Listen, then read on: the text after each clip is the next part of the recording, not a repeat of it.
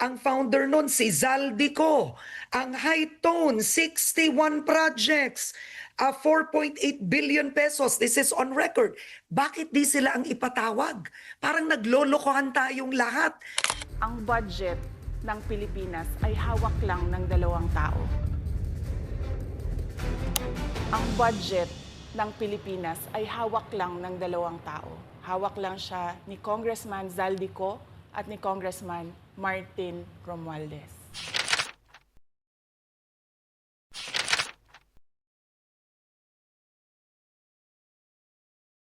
Senator Ridon, good morning to you. Good morning, Karen. Thank you for having me. All right. Now, do you believe that the House actually still has the credibility to investigate the corruption with flood control projects? Well, I think the commitment of the House of Representatives is basically to implement the presidential pronouncement to look into flood control projects. So as a result of the briefings, the House will be forming a tri-committee with the Public Accounts Committee, Public Works Committee, and the Good Government Committee to look into all the infrastructure and flood control projects that are deemed anomalous, substandard, ghost, and incomplete projects by the DPWH. All right, but then would you actually have the courage, for example? I mean, I saw that hearing and actually barraging the DPWH, the agencies, they're not the prime, they're not the masterminds of the corruption here, right? You've seen how the budget is made, kung saan sinisingit, ginagamit ang flood control. The president comes out with a list, so dediretsuhin na kita. Yung SunWest Incorporated had 79 projects na flood control. They were given 10 billion pesos. Ang founder nun si Zaldico. Ang High Tone, 61 projects. 4.8 billion pesos. This is on record. Bakit di sila ang ipatawag? Parang naglolokohan tayong lahat. Pinapagalitan nyo yung DPWH, pero yung totoo, the corruption starts with Congress owning contractual companies, these construction companies, and getting alleged kickbacks. So, will you call them? Well, ang trigger po for the tri-committee to invite anyone, including legislators, including... No, will you call Zaldico? That's a direct question. Yes, if he is named as a part of anomalous deals, then he will be asked. No, he is a founder of, he is a part owner, SunWest and High Tone. Records show it. So will they be called? And Yes. you will call them? Yes, if they are named as part of anomalous transactions relating to infrastructure and flood control projects, then they will be asked to sit before the tri-committee and explain themselves. But again, to be very clear, I've seen all of the other documents. I think Congressman Zaldico has already divested himself from West. I mean, Representative Ridon, you and I know that everybody divests themselves, but that is just a matter of record. Divesting means nothing. You know that. Matanda na tayo. Alam natin yun.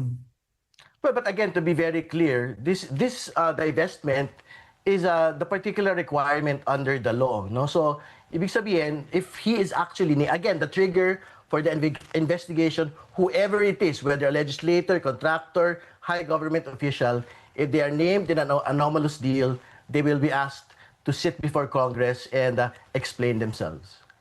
Okay, because to focus on the contractors themselves would be, I would have to say, half the justice done. Because ang contractor, hindi naman lalakas ang loob ng contractor kung walang backer yan na congressman. Alam mo naman yun.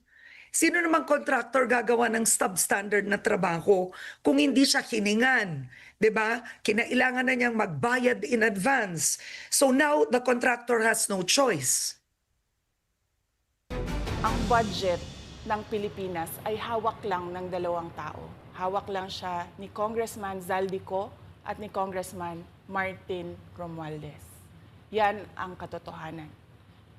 Halimbawa ko dito, medyo mahaba ito, kaya pagpasensyahan mo. Ang halimbawa ko dito, sa DepEd muna tayo.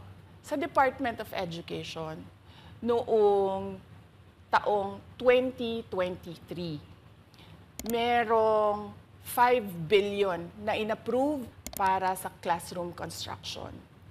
Nagulat ako kasi merong mga lumapit na miyembro ng House na humihingi. Hinihingi nila yung 5 billion, parte ng 5 billion na budget. Wala kasi akong experience sa ganyan. At saka ang pagkakaintindi ko, pag in-approve na yan ng Office of the President, ibibigay na yan, pagdediretso na yun sa approval at trabaho ng Department of Education sa construction ng mga classroom. Nagulat ako, may humingi. Magkano ba ang amin dyan? Magkano ba ang amin dyan? So sinabi ko, hindi pwede ito. Kasi ang mangyayari nito, hindi magagawa ng Department of Education ang trabaho namin na mag-construct ng classroom ayon sa classroom backlog at sa prioritization base sa backlog at sa classroom construction.